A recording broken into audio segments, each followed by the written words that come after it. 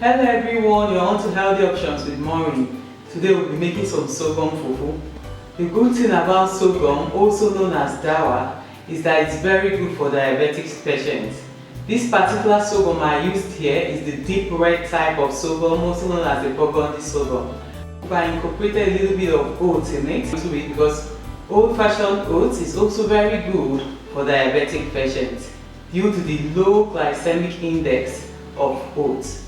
Come with me as we make this. I know for sure you will like this. Please don't forget to subscribe if you haven't. Give us a thumbs up and also share as well. Thank you. So for our sorghum, also known as Dawa and oat fufu, we'll be needing some old-fashioned oats. As you can see, that's what it looks like. That's what old-fashioned oats look like. You can also use white oats, but I prefer this because it's way healthier. The glycemic index of this old-fashioned oats is termed to be low, which makes it good for diabetic patients. So we need some old-fashioned oats or white oats, depending on what you can lay your hands on. We need some sorghum flour or dawa flour, and that's what our dawa or sorghum looks like. I prefer burgundy sorghum because you find out it's more nutritious, and the glycemic index is also termed to be on the medium level, which is also good for diabetic patients. This is actually some old-fashioned oat flour that I milled.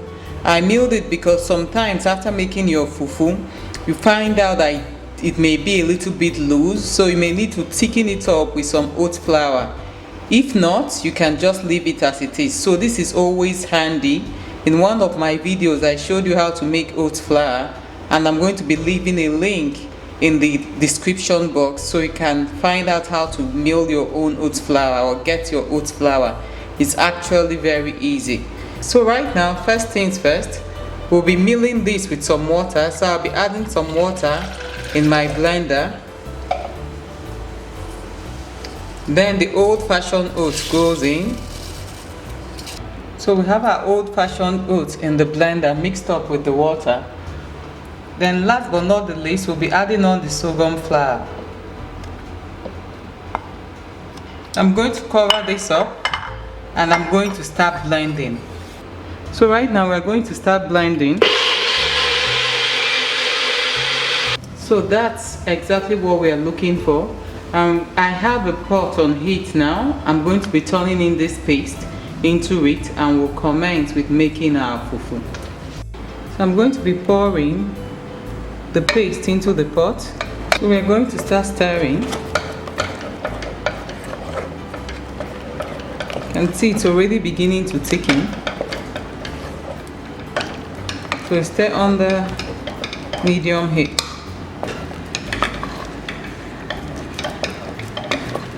Initially it looks like you have lumps, but not to worry at all. You just keep stirring.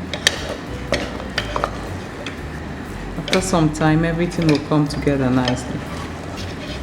So depending on how much water you added initially when you blended it, that will determine whether you need to add some extra oat flour or add water for it to finish cooking. So as you can see, this is already quite thick. So I'm going to be rinsing out the blender, and then I'll add some water into this and I'll cover and let it cook.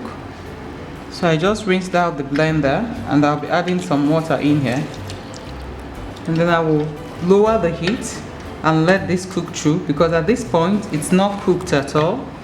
We have to let it cook through and come together really nicely. So I'll be lowering the heat and I'll bring it to a boil, and then I will come and stir and show you how I serve. So it's been about a minute or so of heating up our fufu, and you can see how the color has really transformed. So I'm going to now finish stirring it. It has the color that is close to amala if you're acquainted to amala. The reason why we actually add oats to this fufu is that it gives it that stretchy or that elastic feel that we want with our fufu. You can actually make sorghum flour alone, but it doesn't have that stretchy feel that you get when you make the fufu. So the oats actually helps it stretch and it makes you enjoy your fufu. I actually have a video too on oats fufu. You can check that out if you're not into the color of the sorghum fufu. But I enjoy this a lot because sorghum is very rich and it tastes really nice as well. So our sorghum fufu is ready, as you can see, and I'll be showing you how I usually serve this.